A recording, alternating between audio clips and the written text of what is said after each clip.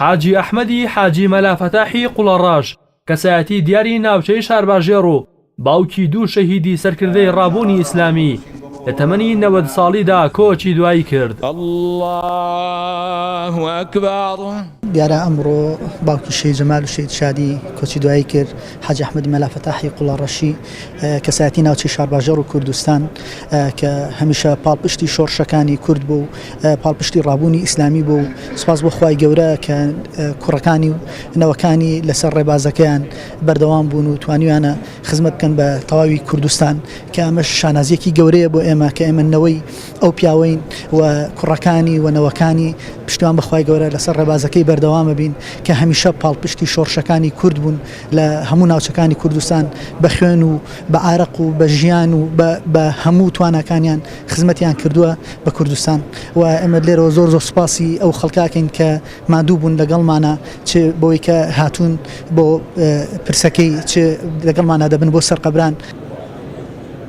ئەندامێکی ئەنجومەنی سیاسی کۆمەڵی ئیسلامیش بە گرنگیەوە لە ڕۆڵ و پاڵپشتی و پشتیوانی حاجی ئەحمەدی قوڵەڕەشی دەڕوانێت کە باوکی دوو شەهیدی سەرکردەی ڕابوونی ئیسلامی و لە دوای خۆشینەوەکانی ڕێ و ڕێبازی باوکیان گرتوتە بەر و لە نێو کاروانی ئیسلامی و ڕیزەکانی کۆمەڵی ئیسلامی لە خزمەتکردنی دین و ژینی گەلی کورد بەردەوامن.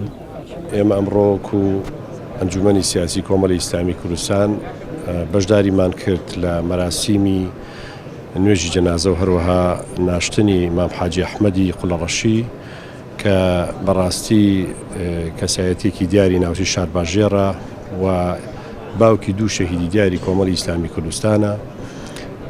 دڵگرانین بە وەفاتی بەڕێزیان، ومێ دەکەین خوای گەورە بە باشتی بەرینی شاد کە و سەبووری بنە ماڵە بەڕێزەکەیان با کە بەڕاستی جێدەستیان دیارە بە کاروانی ئیسلامی لە کوردستان و ئینشاءالله ئەولادەکانی کە الحەمدولیلا کەسایەتی دیارن ئەمڕۆ بتوانن جێگەی بەڕێزیان پڕ بکەنەوە و هەم لە خزمەتکردنی میلەتەکەمان لە ڕووی عەشایەری لە ڕووی سوڵح و ئاشتەوایی هەم لە ڕووی کاری ئیسلامیەوە بەردەوامی بەکار و خەباتی خۆیان بن و خۆی گەورە لێی خۆش بێت.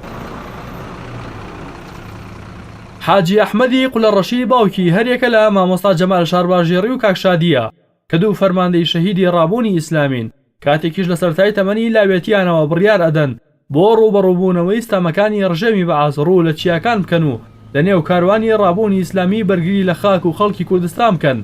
حاجی ئەحمەدی قوڵەڕەشی باوکیان پاڵپشت و پشتیوانیان دەکات و زیاتر هاندەریان دەبێت تا لە کاروانی پڕشکۆی جیهاد بەشداری بکەن. هەروەها بە درێژایی تەمەنی پشتیوانی لە شۆڕشەکانی کورد و پێشمەرگە و ڕابوونی ئیسلامی کردووە و ڕۆڵی دیار و بەرچاوی لەو بوارەدا هەبووە. سەرنجام بەرەبەیانی 8 ئایار و لە سێیەم ڕۆژی مانگی ڕەمەزانی پیرۆزدا بۆ یەکجاری چاوەکانی لێک ناو گەڕایەوە بە ڕەحمەتی پەروەردگار و کۆچی دوایی کرد. لە مەراسیمێکی شایستەدا تەرمەکەی گەڕێنرایەوە قوڵەڕەش و بە ئامادەبوونی سەدان کەس لە کەسایەتی و ئەندام و کادر و بەرپرسانی باڵای کۆمەڵی ئیسلامی و هاوڵاتی و کەسایەتەکانی ناوچەی شارباژێڕ لە گۆڕستانی قوڵەڕەشی بە خاک سپێردرا. ڕاستی حەمامین، کەناڵی ئاسمانی پەیام، سلێمانی.